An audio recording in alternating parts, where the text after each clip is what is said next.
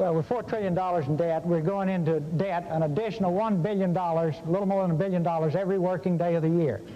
Now, the thing I love about it, I'm just a businessman. I was down in Texas taking care of business, tending to my family. This situation got so bad that I decided I better get into it. The American people asked me to get into it.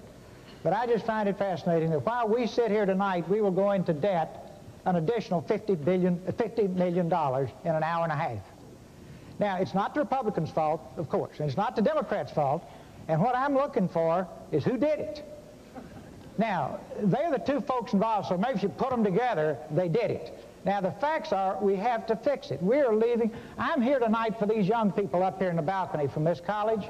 When I was a young man, when I got out of the Navy, I had multiple job offers. Young people with high grades can't get a job. People, the 18 to 24-year-old high school graduates 10 years ago were making more than they are now. In other words, we were down to 18% of them were making, the 18 to 24-year-olds were making less than $12,000. Now that's up to 40%. And what's happened in the meantime? The dollar's gone through the floor. Now whose fault is that? Not the Democrats, not the Republicans. Somewhere out there, there's an extraterrestrial that's doing this to us, I guess.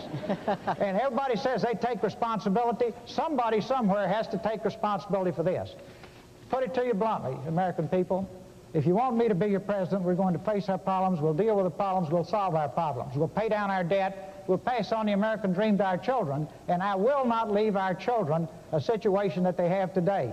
When I was a boy, it took 2 generations to double the standard of living. Today, it will take 12 generations.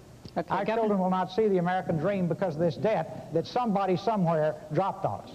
You're Perot. We have the most expensive health care system in the world. 12% of our gross national product goes to health care. Our industrial competitors who are beating us in competition spend less and have better health care. Japan spends a little over 6% of its gross national product. Germany spends 8%. It's fascinating. You brought a front row box seat and you're not happy with your health care. And you're saying tonight we've got bad health care but very expensive health care. Folks, here's why. Go home and look in the mirror. You own this country, but you have no voice in it the way it's organized now.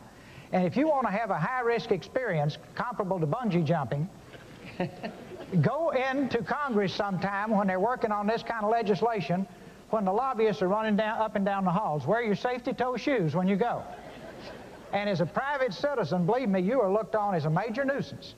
The facts are you now have a government that comes at you. You're supposed to have a government that comes from you. Now, there are all kinds of good ideas, brilliant ideas, terrific ideas on health care. None of them ever get implemented because, let me give you an example. Senator runs every 6 years. He's got to raise $20,000 a week to have enough money to run.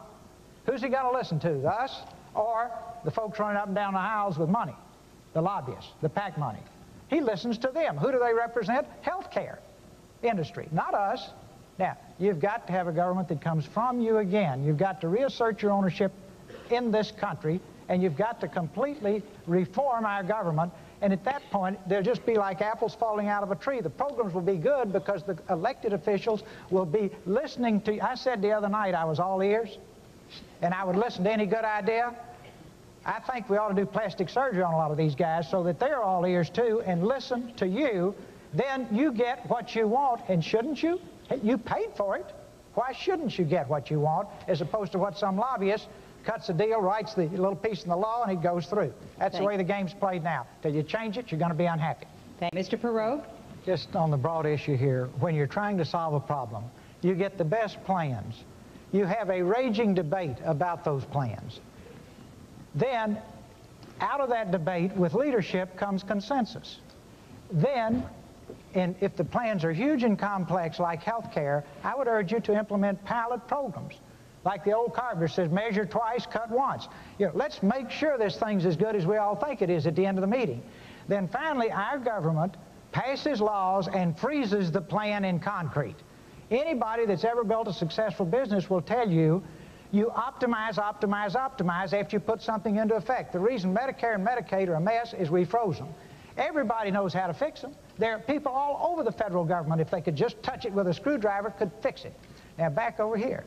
See, we've got a $4 trillion debt, and only in America would you have $2.8 trillion of it, or 70% of it, financed 5 years or less. Now, that's another thing for you to think about when you go home tonight. You don't finance long-term debt with short-term money. Why did our government do it? To get the interest rates down. A 1% increase in interest rates in that $2.8 trillion is $28 billion a year. Now, when you look at what Germany pays for money and what we don't pay for money, you realize there's quite a spread, right? And you realize this is a temporary thing, and there's going to be another sucking sound that runs our deficit through the roof. You know, and everybody's ducking it, so I'm going to say it, that we are not letting that surplus stay in the bank. We are not investing that surplus like a pension fund. We are spending that surplus to make the deficit look smaller to you than it really is. Now, that puts you in jail in corporate America if you kept books that way, but in government, it's just kind of the way things are.